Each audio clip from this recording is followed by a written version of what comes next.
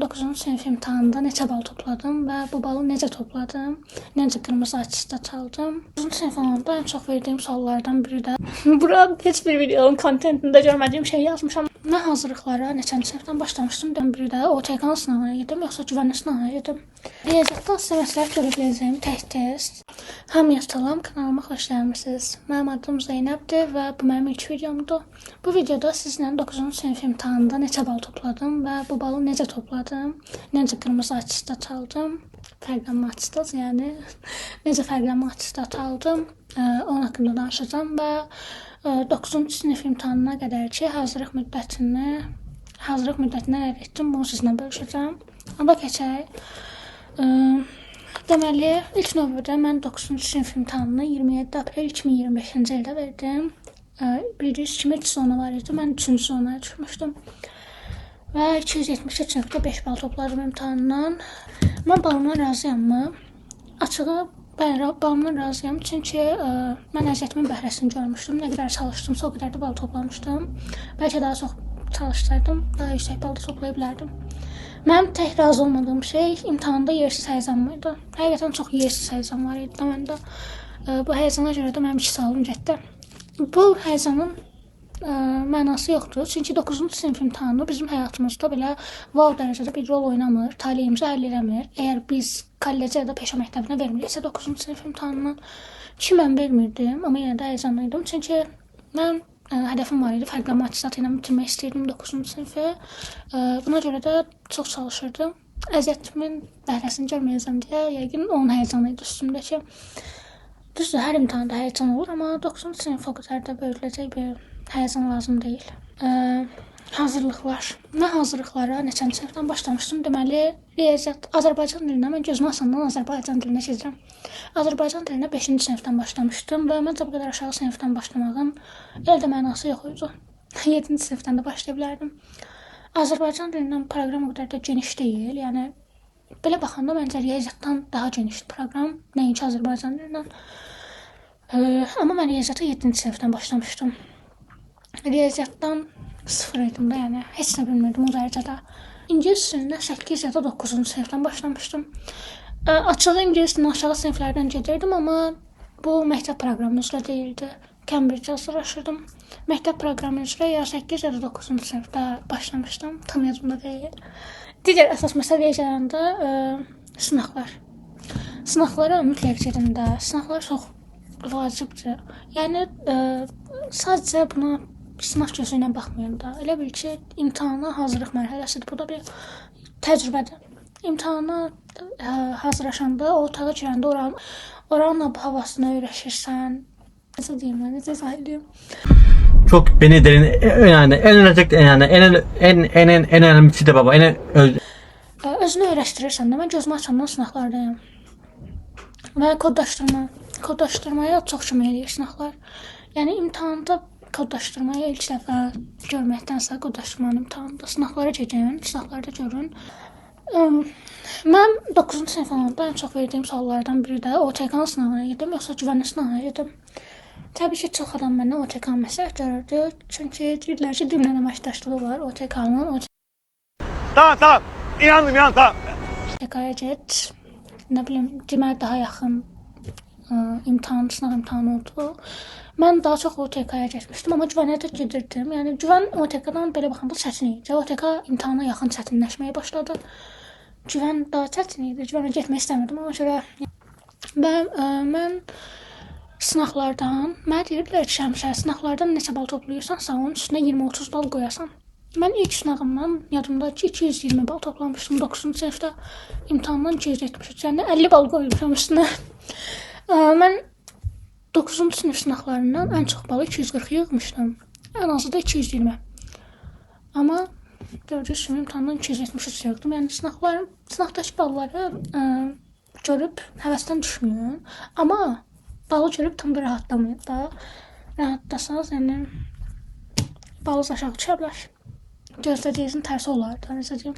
Çox gözləyirdiniz. Yəni sınaqdan nəsə yazmışdınızsa, imtahandan 50-30 yuxarı gözləyirdinizsə, elə olsun 50-30 aşağı düşə bilər. Sonra keçək fəndən üzrə. Hər fəndən ayrı-ayrı danışmaq istəyirəm, çünki hər fəndən uzun danışılacaq hissələri var. Azərbaycan dilindən başlayaq. Azərbaycan dilindən bildiyiniz kimi 30 sual olur 9-cu sinifdə. Bunun 10 sualı qrammatika, 20 sualı mətn sualı olur. Onun 2 dənə mətn olur. Biri fərqli üslublarda, biri publisistik üslub, biri bədii üslub da olur bildiyiniz kimi. Publisistik üslub həmişə mənə daha çətin gəlib. Bədii üslubda da arada çaşırdım, amma publisistik mənə nəsə daha çətin gəlirdi.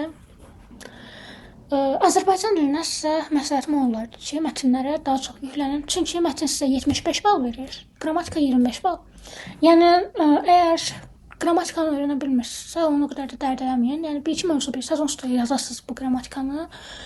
Ümumiyyətlə, mətni yazsaq, hamısını düz səhvsiz 5 alasınız. O da qırmızı attestat üçün, yəni fərqli attestat üçün kifayət olan baldır. Mən sizə demirəm qrammatikanın başına atın, elə demirəm. Sadəcə deyirəm ki, qrammatikanı öyrənə bilmirsinizsə, yəni mətni yüklənməyiz daha yaxşı olar. Əgər mətni də bilmirsinizsə, ikisinə bir yerdə yüklənin ki, bəlkə yaxşı bir bal çıxar ortaya. Mən hazırlıqlardan işlədiyimdən savayı, hazırlıqda işlədiyim testlərdən savayı bunu işləyirdim. Bunu almışdım, mən özüm işləyirdim. Arxasından da cavablarını yoxlayırdım. Həqiqətən faydası çox oldu. Yəni, vaxt qoşurdum özümə ki, falan vaxt ərzində görəsən bitirə biləcəm. Vaxtı da düzgün bölməyi öyrənməlisiniz. Çünki bir də baxırsınız ki, imtahanda vaxt qutarıb, heç nə vaxt qalmayıb. Qısacası sizə məsləhətim oldu ki, evdə boş vaxtınızda çoxlu mətn işləyin. Yəni, mətnləri həll elədiniz, yoluna qoydunuz və sonunda sizin 75 balınız hazırdır. Yəni, əgər hədəfiniz, yenə deyirəm, yüksək baldırsa, 100-dürsə, təbii ki də hər ikisindən çalışın. Əgər 300-ü məqsədi qoyubsunuzsa, siz təbii ki də hər ikisini çalışmalısınız. Yox, əgər deyirsiniz ki, mən qrammatikanı öyrənə bilmirəm, çətinliyim var, onda sizə məsləhətim odur ki, mətnlərin üstünə düşün. Keçək riyaziyyata. Riyaziyyatdan deməli, riyaziyyat mənim yaralı yerim idi. Riyaziyyatdan 7-ci sinifdə olsa verəydim ki, hətta mən müxtəsər vurma düsturlarını belə bilmirdim. Amma çox çalışdım, yəni çox düşdüm üstümə. Hazırlıq belə dəyişdim yaxşılaşmaq üçün. Həqiqətən hazırlıq dəyişməyin də faydası oldu. Ümumiyyətlə, hazırlığa gedəndə mən 7-ci sinifdən sonra onu anladım ki, mən çox uşaq olan hazırlıqda bir şey öyrənə bilmirəm. Elə uşaqlar var ki, çox uşaq olan hazırlıqda rahatdılar, çünki sosiallaşırlar falan. Mən elə biri deyiləm. Ona görə çox uşaq olanda mən özümü rahat hiss eləmirdim. Müəllimə sualım olurdu, verə bilmirdim. Çəkinirdim, utanırdım bir şeylərdən. Ona görə də az. Yəni, mən getdiyim ilk riyaziyyat hazırlığında 20 dənə uşaq var idi. Mən də 20 uşağın içində öyrənə bilmirdim. Ona görə hazırlıq dəyişdim. Sonra ikinci getdiyimdə uşaq sayısı ondan az idi, səhv eləmirəmsə. Ona görə orada daha rahat öyrəndim. Hətta 5-6 uşaq var idi. Orada daha rahat öyrəndim. Yəni, onu deyə bilərəm ki, 2 ilə mənim riyaziyyatım qalxdı, bayağı bir qalxdı. 9-cu sinif imtahanından da ən yüksək balı riyaziyyatdan topladım, 94 bal. Deməli, mən riyaziyyatdan uzun danışmaq istəyirəm. Mən riyaziyyatdan imtahana son bir ay qalmışdı. Əvvəllər yaxşı gedirdi. 9-cu sinifdə hər şey yaxşı gedirdi. İmtahanına son bir ay qalmış. Yadımdadır ki, 17 mart. Mənim riyaziyyatdan sınaq nəticəm elan olundu.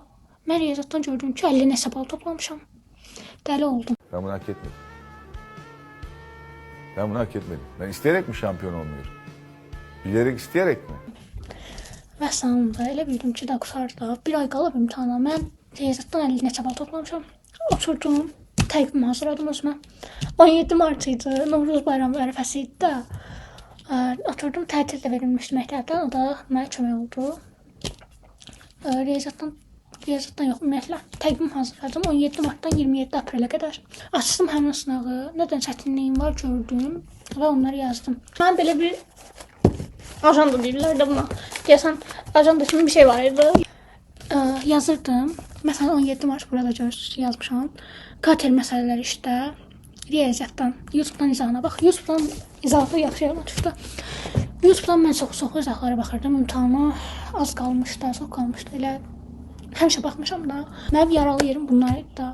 Məhlul, kater, funksiya, tənliklər, çətinlik çəkirdim. Yəni, ən çox cəbirdən. Ona görə bunların üstünə düşmüşdüm. Bunların üstündə işləyirdim. YouTube'dan izahlarına baxırdım. Sonra otururdum, ona uyğun testlərini işləyirdim. YouTube'dan otururdum, görürdüm testləri də bacarmıram. Otururdum, test izahlarına baxırdım. Bu arada mən riyaziyyatdan onu deyərdim ki, nəzəriyyəndə oxuyun. Amma ən çox tətbiqdə. Tətbiq çox önəmlidir. Mən riyaziyyatdan tətbiqlərlə qabağa gedə bildim. Məncə, yəni O qədər test işləyirdim riyaziyyatdan 9-cu sinifdən bağlı. Riyaziyyatdan sizə məsləhət görə biləcəyim tək test deyəndə test İzədir.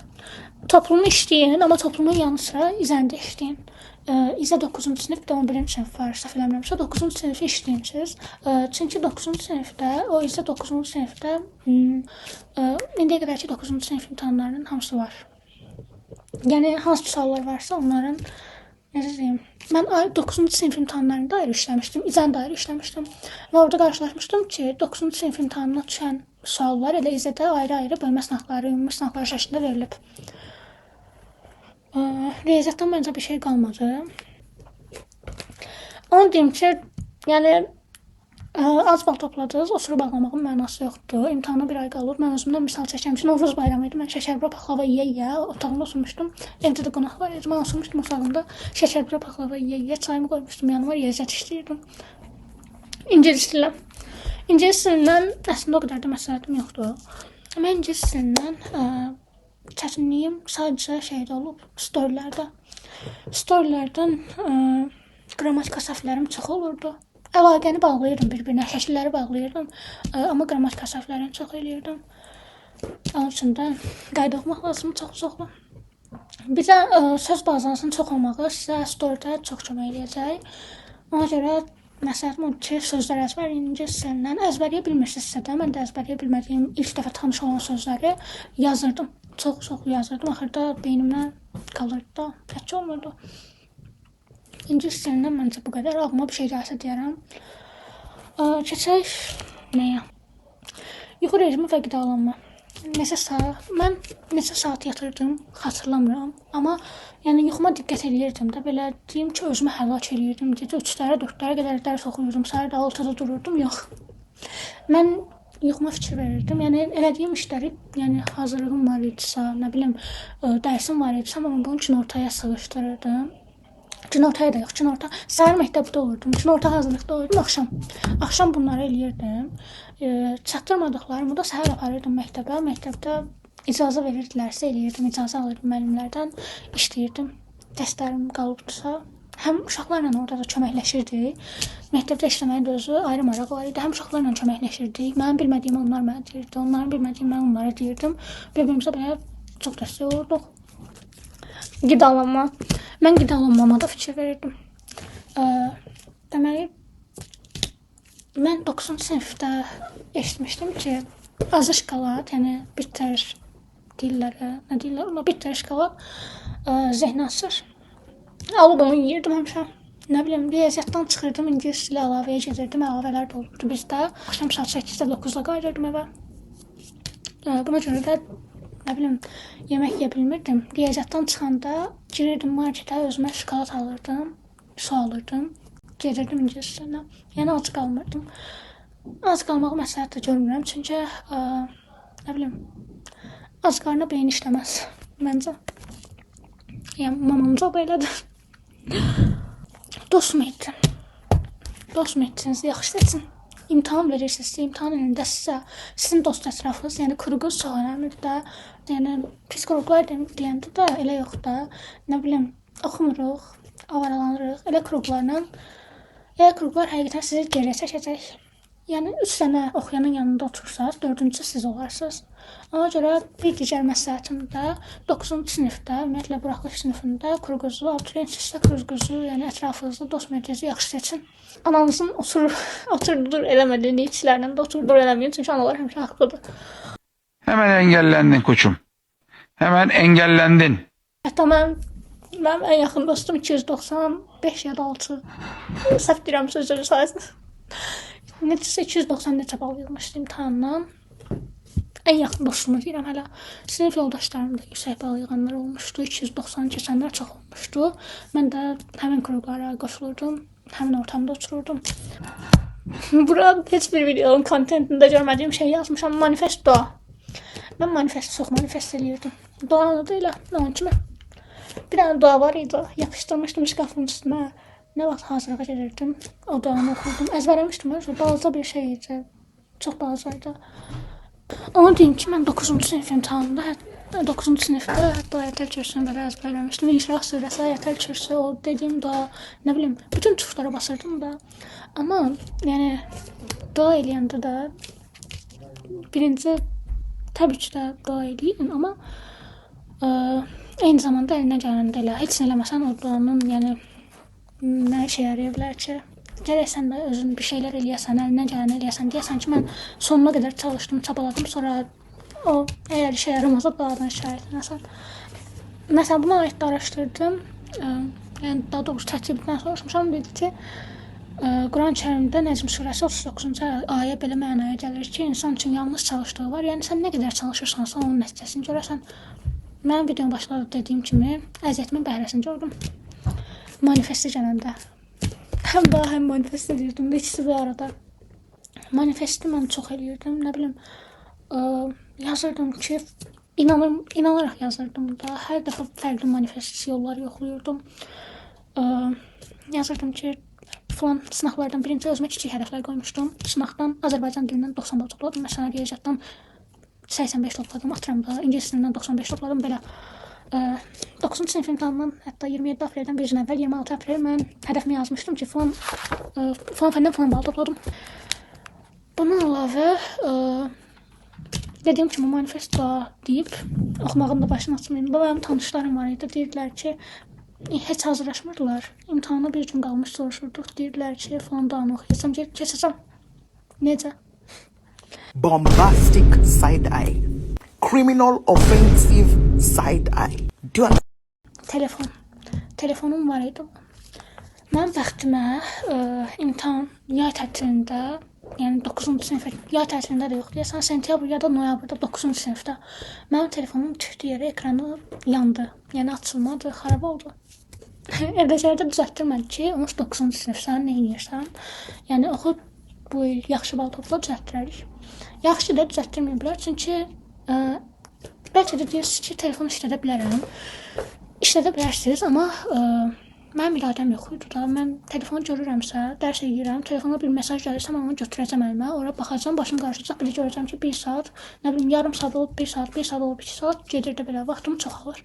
Yəni, bu ilki təcrübəmdən deyirəm ki, mən 10-cu sinifdə telefon mənim vaxtımı həqiqətən çoxaldı. Amma siz deyirsinizsə, siz özünüzü daha yaxşı tanıyırsınız, deyirsinizsə, yox, mənim iradəm var, mən özümü bilirəm, mən dayana bilərəm. Mənim tanışlarım var idi ki, telefon işlədirdilər, 290 yazdılar həqiqətən. Amma mən bilirəm ki, məndə o yoxdur da, mən dözə bilmərəm. Telefon, yəni yanımda olanda mən telefona baxmadan dayana bilmərəm.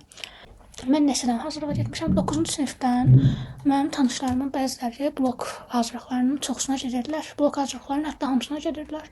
Mən məsləhət görmürəm. Əslində görürəm də. Mən 4 dənə hazırlığa getmişəm. Buraxılış fənləri Azərbaycan dili, riyaziyyat, ingilis dili, bir də ədəbiyyat 3-cü qrupam. Mən ədəbiyyatdan da getmişdim. Əslində getməyimin mənə bir ziyanı olmadı. Amma məncə çox yüklənməyin də mənası yoxdur. Mən ədəbiyyata marta qədər getmişdim. Martda gördüm ki, riyaziyyat balım azalır. Mən ədəbiyyatı dayandırdım. O ədəbiyyata getməyimin mənə faydası oldu. Həqiqətən. Getməyici də məsləhət görürəm. Amma özünüzü çox yükləməmək şərti ilə də ədəbiyyatı belə əgər 9-cu sinifdən yüksək bal toplamaq istəyirsinizsə, ədəbiyyatı həyatınızın mərkəzi, yəni blok fənnini həyatınızın mərkəzinə qoymayın. Blok fənnini hələ var.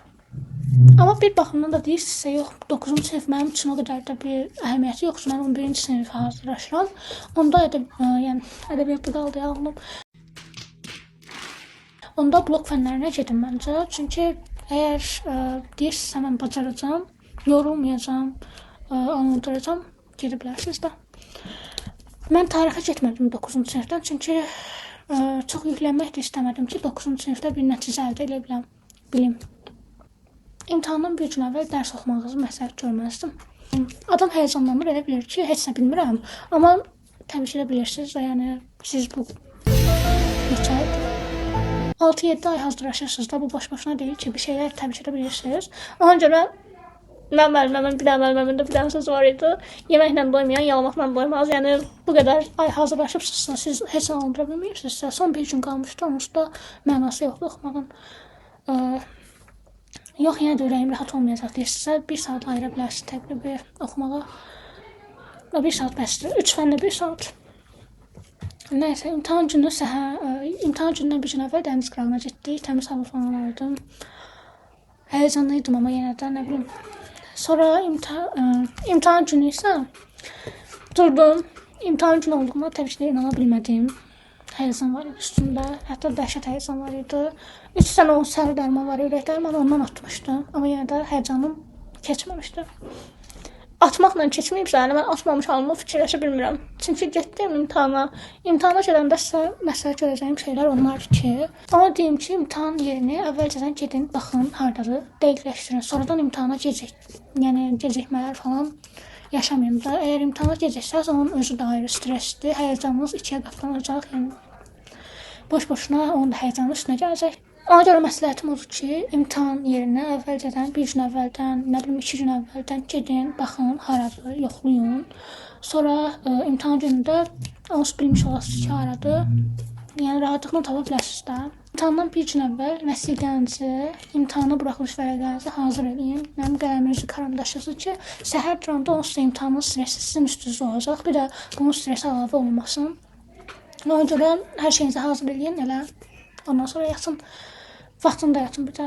Nə bilim, saat 10-da 11-də girin yerinizə. Çünki imtahan saat 11-də başlayırdı. Ən azından siz saat 10-da orada olmalısınız ki, girəsiniz otağa, hava-havaya alışasınız, imtahan mühitinə alışasınız, ətrafınızdakı uşaqlara alışasınız, nə bilim, baxasınız, sakitləşəsiniz də, həyəcanınız ən azından sakitləşə.